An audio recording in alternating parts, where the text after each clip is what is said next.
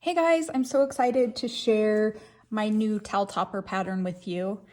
The pattern is free on my blog and I added 3 different stitches you can use. The first one is the lemon peel stitch, and that is alternating between single and double crochet.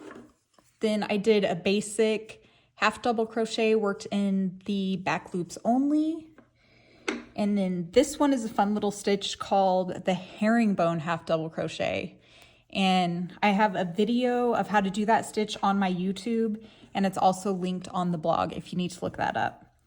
So what I'm going to be showing you is how to attach the ring on each side. We just have to sew it on.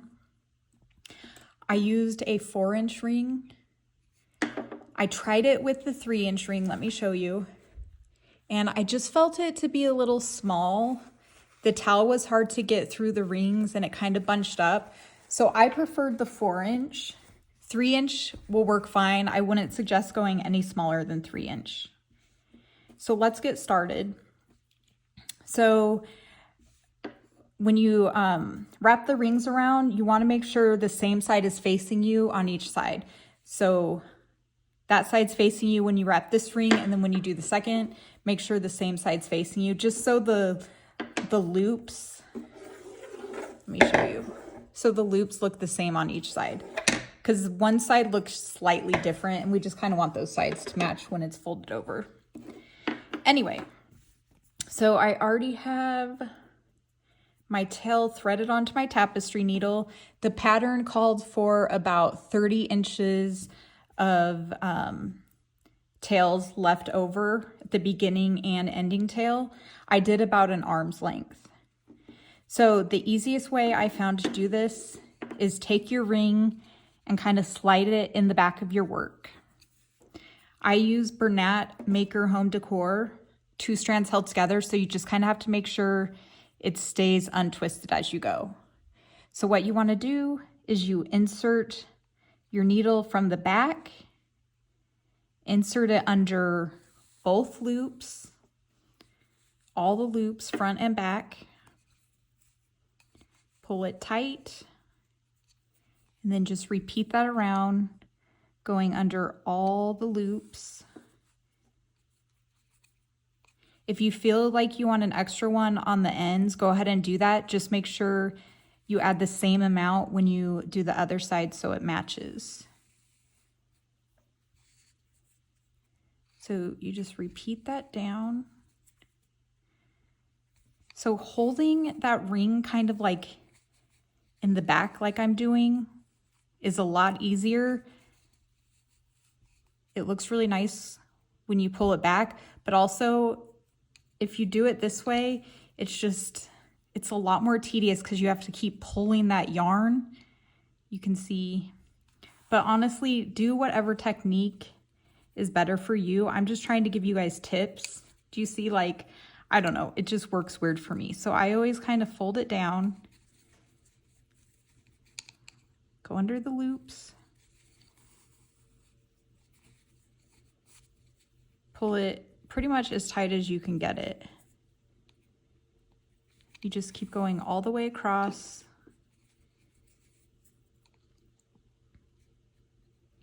Under all those loops.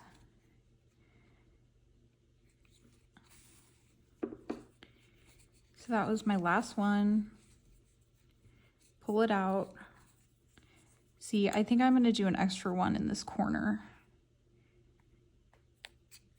so it doesn't look weird. Actually, no, I think it's fine, because once I tighten it, it'll be fine. But you can kind of just eyeball it. See, like, once it's in place and tightened, it's fine. So then basically you just weave in your ends. Let me go under these 2. I'm not going to show you the whole weaving in process, because if you guys have worked with Bernat Maker Home Decor, you know it's kind of a tedious process because it's tube yarn and it gets like stuck like that. So you have to be kind of careful and get it underneath. Another tip I have if you're using this yarn is once you weave it in and out, give it a good stretch like that. And if the ends are slipping out, you can take a needle and thread and sew them in, and then they'll stay in place. I highly recommend it with these towel toppers because it's gonna be like stretching and pulling a lot from the towels being in and out and people wiping their hands. So those ends are probably gonna start coming out. So definitely sew those in. Anyway, so that's one side. I'm not gonna show you the other side, but like I said, make sure you start with the same side facing you as the other, and you just do the same thing. Make sure you wrap it around the same amount of times. If you need to go back on a second pass, you can do that. Just make sure your tail ends are a little bit longer. And there you have it. Like this is my favorite yarn to work with. I think you guys know. It's hard to find sometimes, so stock up when you find it. I'll put the links to where, like the top places I usually find it at are in my blog. And anyway, I hope you guys have fun with the pattern and try it. Again, it's free on my blog.